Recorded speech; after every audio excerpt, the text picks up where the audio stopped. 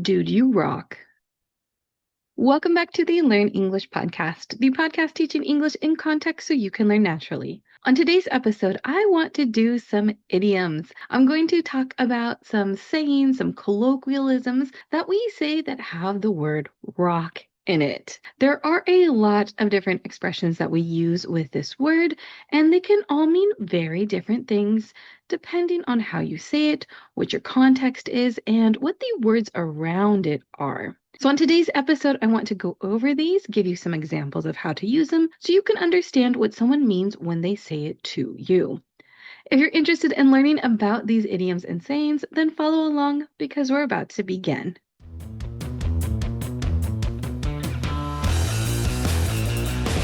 Before we begin, I want to remind you to look at the description of this podcast episode. There you will find a list of the words and sayings that I used in the episode, so you can take them, study them, and continue to build your English vocabulary. Now let's talk about the word rock in general. There are two main meanings for the word. The first is a piece of stone, a small piece of stone, or maybe even a larger piece of stone, something that you might find at the beach or at the desert, for example. That would be a rock. Another meaning for rock has to do with the type of music, rock music. Keep that in mind when we are discussing these idioms and just see if you can figure out why these idioms mean certain things.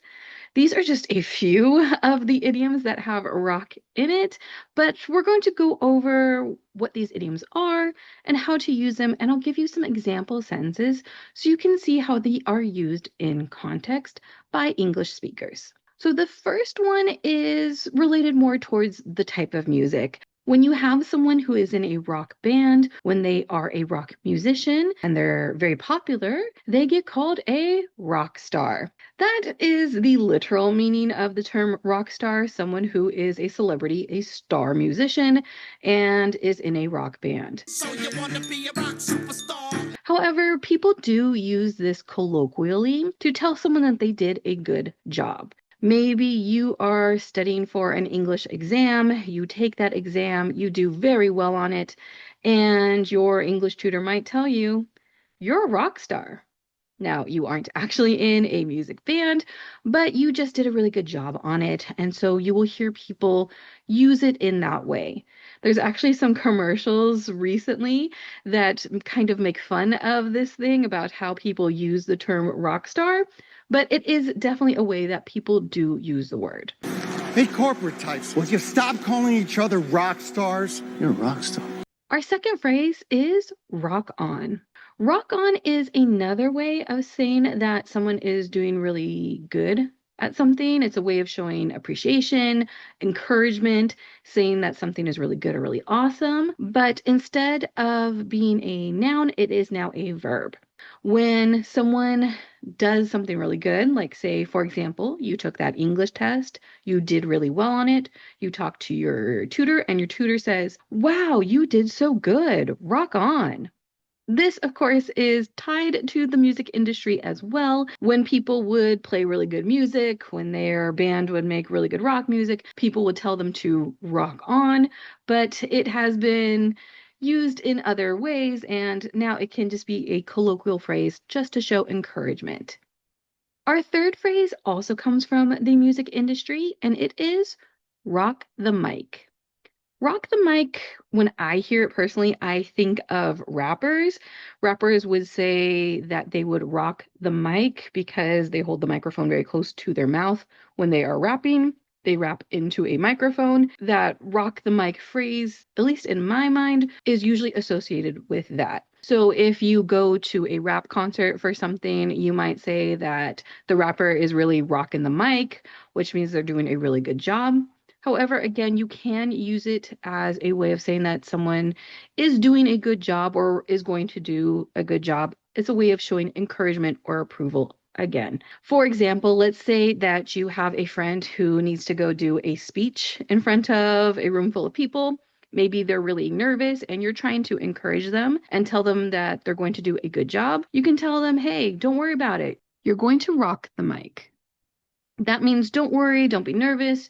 You're going to do a really good job of speaking into the microphone. So, this is usually more limited in terms of actually having a microphone. When we say that someone was a rock star or that you're telling someone to rock on, that can be used as just general encouragement or excitement or approval. This one is usually more limited to either singing, rapping, or speaking, something that really has to do with them using their voice in some way.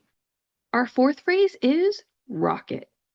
Rocket is similar to the ones that we've talked about before in that it is a way of saying that someone is doing something really good, but it also involves that person having a lot of confidence or charisma, or we might even call it swagger.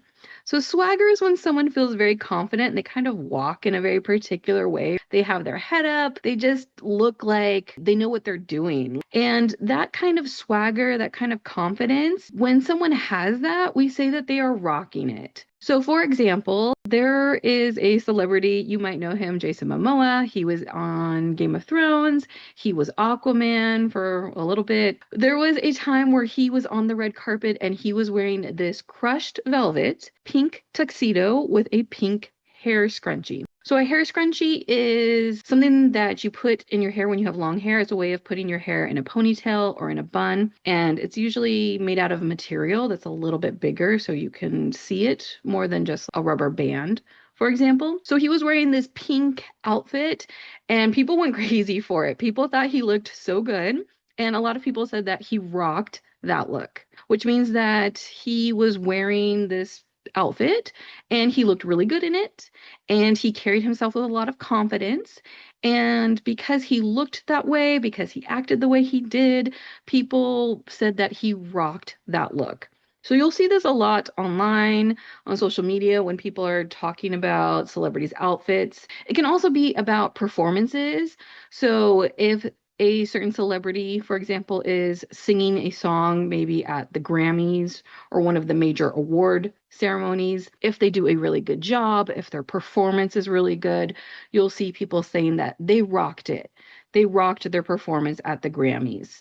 Those are some celebrity examples and where you'll see that. But again, it can also apply to everyday life. So if you were taking your English exam and you do really well, you might tell your tutor, I rocked it, which means I did really well.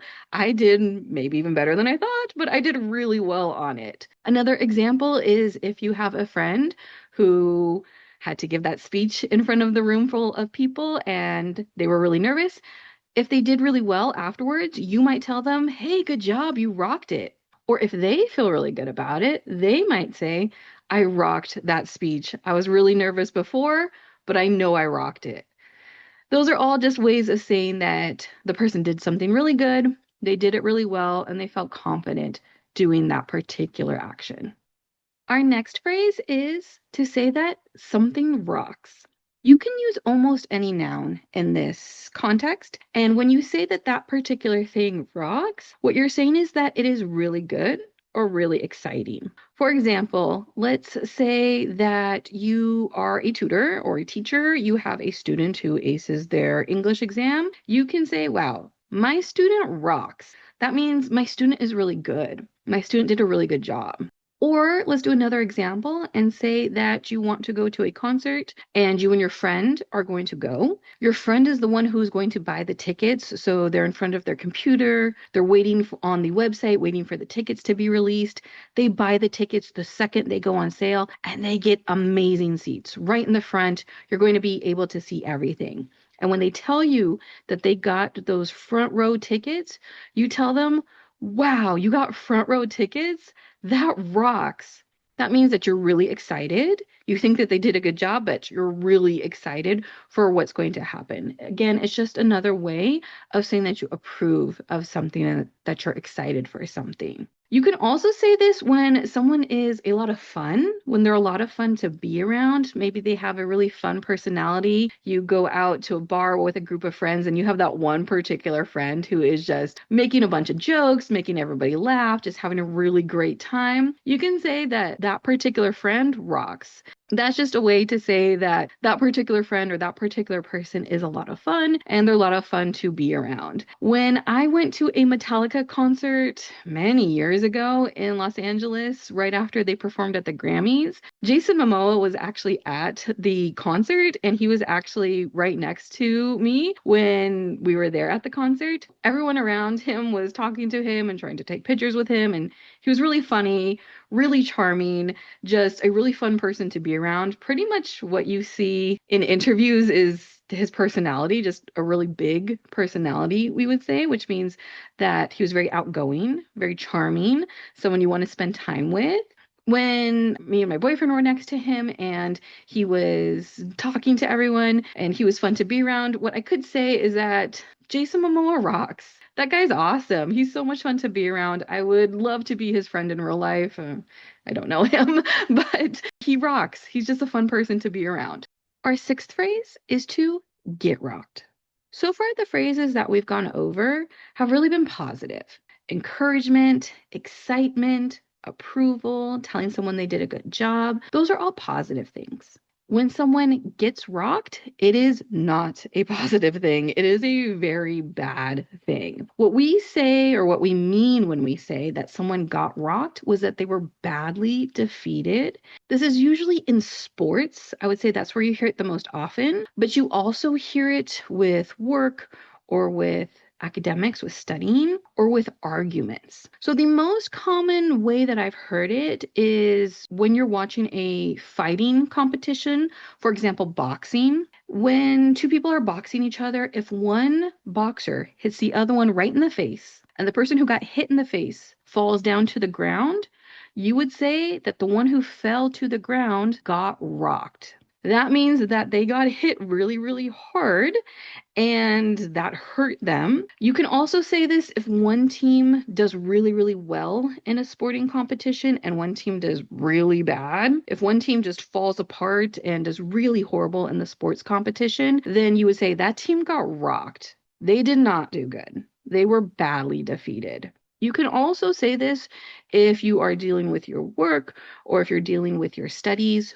So we're going to go back to that example of an English exam. Let's say you take that English exam, but this time you did not pass it. You actually did really, really bad on it. You can say, I got rocked by that English exam. That means I did really horribly. It really hurt me and I got defeated by it. I didn't pass it. So when you get hurt, when you get defeated, when you lose really badly, that's when you would use this phrase that something, someone, some team got rocked. And our last phrase is to rock someone's world. Think of that last example we just did of getting rocked, how it made someone unsteady, made them maybe even fall down if we're talking about the boxers. In this case, it isn't that negative of a thing, but it still means that you made an impact on someone.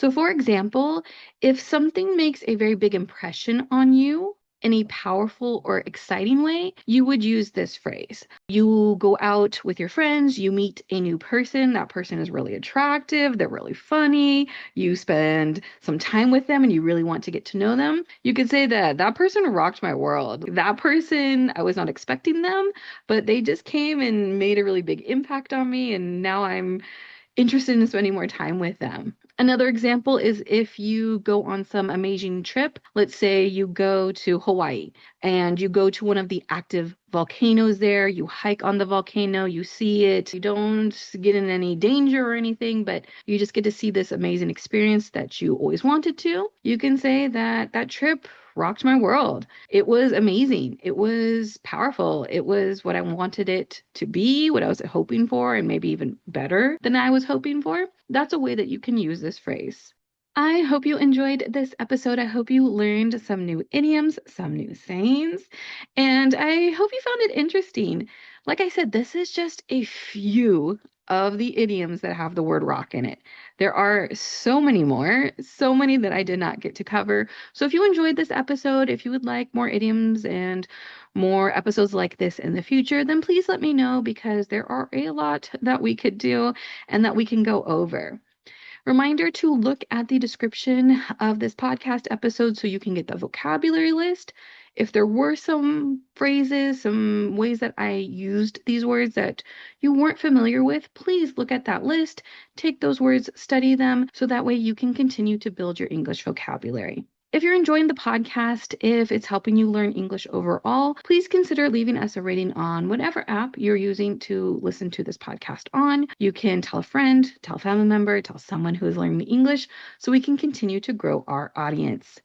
You can follow us on social media at Learn English Pod. The website is learnenglishpod.com. And remember to like and subscribe so you don't miss our next episode when it comes out next week. Until then, keep learning English.